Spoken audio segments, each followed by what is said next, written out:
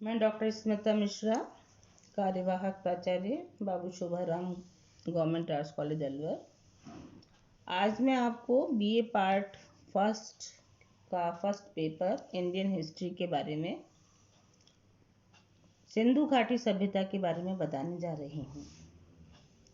मैंने अपने टॉपिक का जो नाम रखा है वो रखा है सिंधु सरस्वती सभ्यता और ब्रैकेट में डाला है हड़प्पा संस्कृति।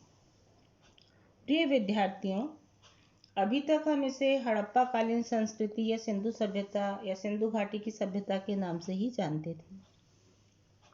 विश्व को ये मालूम ही नहीं था कि भारत में इतनी प्राचीनतम कोई सभ्यता भी थी। तो मैं बताऊंगी कि उत्खनन में कैसे ये अपने को पता चला कि हम इतने प्राचीन संस्कृति की धरोहर को समेटे हुए हैं।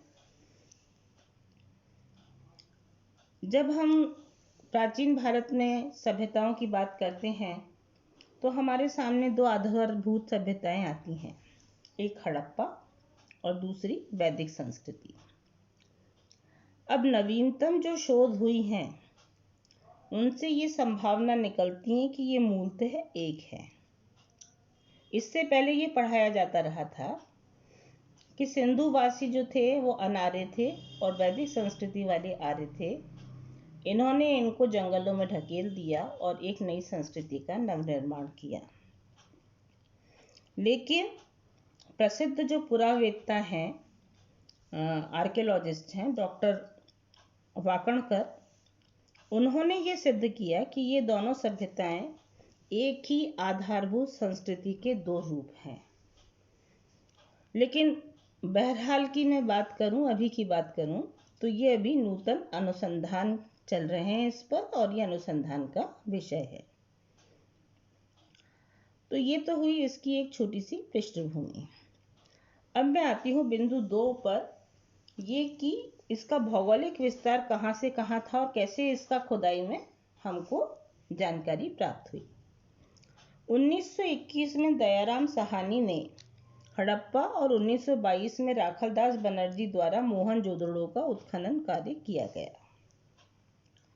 प्रारंभ में सिंधु घाटी सभ्यता स्थल प्राप्त हुए, इस कारण इसे सिंधु घाटी सभ्यता कहा गया। लेकिन बाद में इसका जो विस्तार था वो हरियाणा, पंजाब, राजस्थान, गुजरात में लुप्त जो सरस्वती नदी घाटी क्षेत्र कहलाता है उसमें भी ये सिंधु घाटी सभ्यता के अवशेष हमें प्राप्त हुए। अतः इसका नाम सिंधु सरस्वती सभ्यता अधिक सार्थक लगता है, क्योंकि उस एरिया को ये ज़्यादा कवर कर रहा है जहाँ पर विलुप्त सरस्वती नदी थी, बहती थी कभी यमुना गंगा के अलावा तीसरी नदी।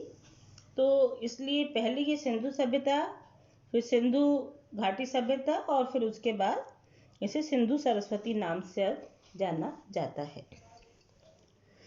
पाकिस्तान की बात करूं तो जम्मू कश्मीर, सिंध, पंजाब, बलूचिस्तान प्रांत, और भारत की बात करूं तो जम्मू कश्मीर, पंजाब, हरियाणा, पश्चिमी उत्तर प्रदेश, राजस्थान, गुजरात, महाराष्ट्र आदि में सरस्वती नदी की स्थल हमें प्राप्त होते हैं। और ये जो स्थल हैं हड़प्पा के, जो 2/3 पूरा स्थल हैं, वो लुप्त सरस्वती नदी के ही हैं और उसकी सहायक नदियों के क्षेत्र में ही आते हैं। अब ये विलुप्त हो गई है, लोग ये प्रश्न चिन्ह उठाते हैं कि जो नदी विलुप्त हो गई, अब खत्म हो गई, उसके बारे में क्यों बात की जा रही है। तो ये बहुत पुरानी नदी रही है और ऋग्वेद में भी इस नदी का जिक्र हुआ है। और ऋग्वेद की मैं बात करूं तो उन्होंने सरस्वती नदी को नदी तमे, देवी तमे, अम्बे तमे कहा है। बहुत से अन्वेषण के बाद ये सिद्ध हुआ है कि सरस्वती नदी का निश्चित एवं असंदिग्ध अस्तित्व था। तो इसी आधार पर मैंने इस टॉपिक का नाम सिंधु सरस्वती रखा है। अब आते हैं कि कौन कौन से ऐसे पुरा स्थल मिले हैं। पुरा स्थल माने जो खुदाई के अंदर हमें प्राप्त होते हैं। तो सबसे पहले मैं बताना चाहती हूँ कि हड़प्पा, मोहनजोदड़ो, कालीबंगा, लोथल, बड़ावली, धौलावीर एक महत्वपूर्ण नगर, इसमें 6 जलाशय हैं और सबसे बड़ा विश्व का प्राचीनतम स्टेडियम है। स्थापत्य के उत्कृष्ट उदाहरण पॉलिश युक्त पाषाण खंड, सिंधु लिपि के 10 बड़े अक्षरों में लिखे गए बड़े अभिलेख, पट्ट की छाप, और ये नगर 3 हिस्सों में बटा हुआ था। इसके बाद आता है एक स्थान जो महत्वपूर्ण है ज्योग्राफिकल दृष्टि से, वो है राखीगढ़ी, जो ये हिसार जिला में है, हरियाणा में है। ये दूसरा विशालतम नगर हमें इस सभ्यता का मिला है। यहाँ दुर्ग, प्राचीर, अन्नागार, स्तंभ युक्त मंडप, अग्नि वेदिकाएं, बाजार आदि क्षेत्र प्राप्त होते हैं।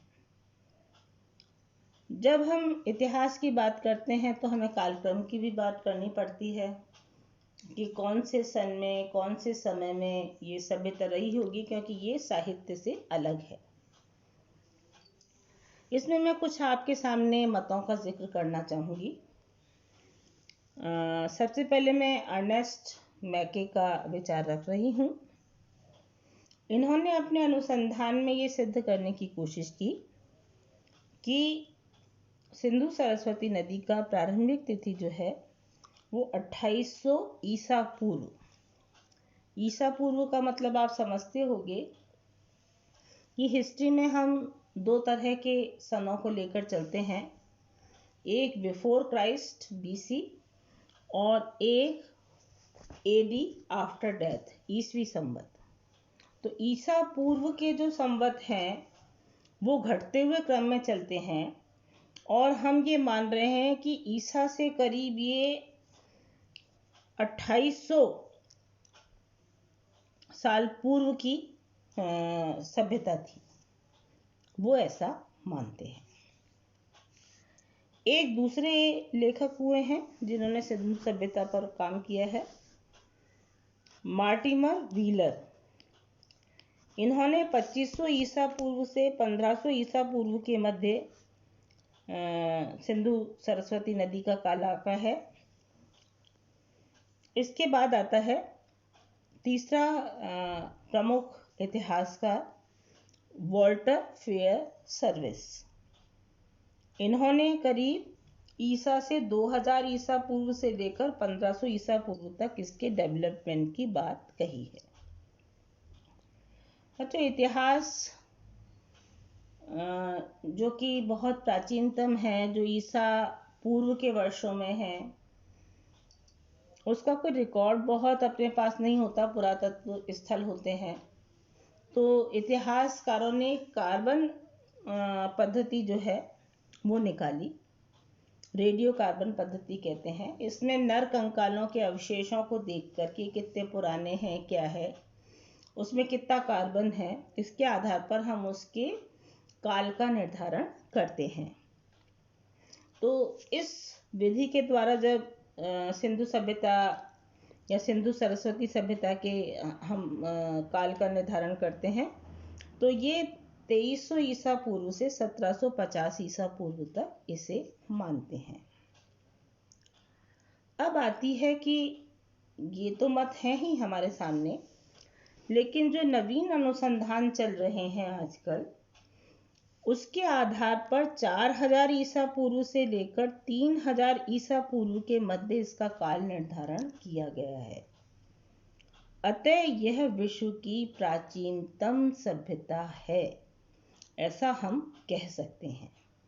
तो ये हमारे लिए बड़ा गौरव का विषय है कि हम एक ऐसे देश के नागरिक हैं जहाँ पर इतनी पुरानी और अनेक विशेषताओं को समेटे हुए एक सभ्यता हमारे धरोहर के रूप में विद्यमान थी, जिस पहलू से हम बिल्कुल परिचित नहीं थे, और ये 1920, 21, 22 में हमें जाकर पता चला। तो इस प्रथम भाग में मैंने आपको सिंधु सभ्यता का कुछ परिचय दिया, कालक्रम के बारे में, उसकी पृष्ठभूमि के बारे में और उसके कुछ महत्वपूर्ण स्थलों के बारे में।